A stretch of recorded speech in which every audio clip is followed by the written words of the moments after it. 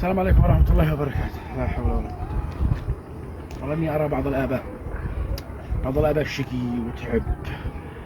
له شاقي من يوم نعرفه، يشقي على أولاده، صلحهم، درسهم، عمل لهم المستحيل، اشترى لهم، عمر لهم، دخلهم السعودية. شوفوا بعض الناس، أنا ما نخص أحد عيب، أقسم بالله الذي لا إله غيره أن الذي حدثني بهذه القصة أنه ليس من قريتي.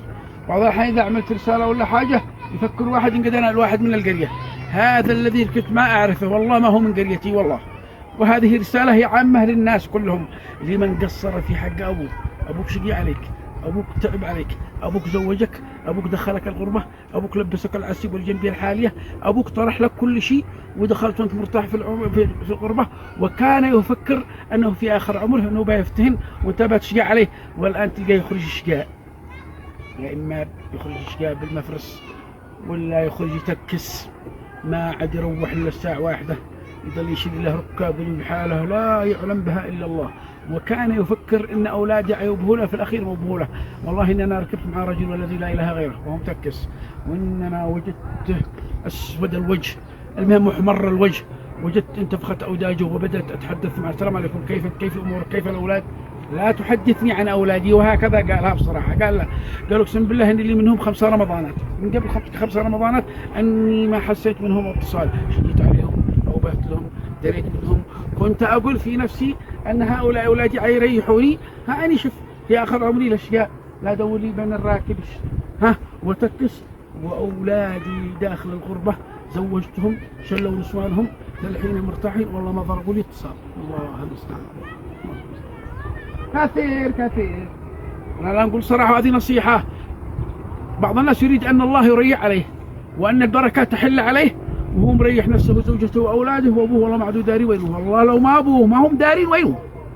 أبوك في صنع منك رجل، والله ما كنت لازم تحاكى ولا لازم تتكلم أمام الناس، كنت لا تستطيع أن تدخل بين الناس. أبوك أخلك حتى صرت رجل، فلما إن صرت رجل أدخلك إلى الغربة، فلما دخلت إلى الغربة زوجك وعندك الأولاد. الآن ما لا تضرب لك حتى اتصال ولا أنت داري وين أبوك. حرام عليك، وما تلقى لا خير ولا بركة، وأن مستقبلك وفلاحك ومجدك وتألقك بيد ذي المسكين اللي يشقي عليك طول عمرك.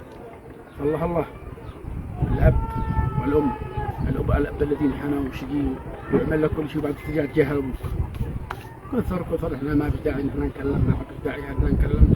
اقسم بالله ان في رجل حدثني بالامس، رجل قال سلمت لي كل شيء، الحين على القحط قال مع بعض الناس الله يقولوا له خرج من البيت. وحتى مريت انا على رجل قلت متى بتزوج ابنك؟ قال ليش ازوجه؟ قال عاد انا الان بيرسل لي، لكن عندما ازوج ابني والله ما تلقى منه اتصال، خليني ذا الحين عدو لا يواسيني، لكن لو يصير ازوجه خلاص عتبزه بنت الناس وما عشتي في ابو شعره. الله لا تصدق زوجتك على ابوك او على ابيك. ابوك قال النبي صلى الله عليه وسلم: رغم انف، اي لصق انفه بالتراب، رغم انف ثم رغم انف، من ادرك ابوه على الكبر احدهما او كلاهما ولم يدخلها الجنه.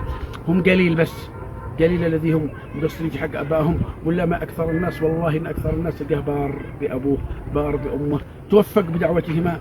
وفقكم الله، لا تنسوا اباكم، الله لا تنسوا امهاتكم. تلقى ابوك قد لا يتعب لما سافر الغربه، كان يضل يدعي: وانسى ولدي واشفع ولدي، قد ولدي كذا. فلما تزوج والله ما عدو داري وين ابوه لما ارتاح.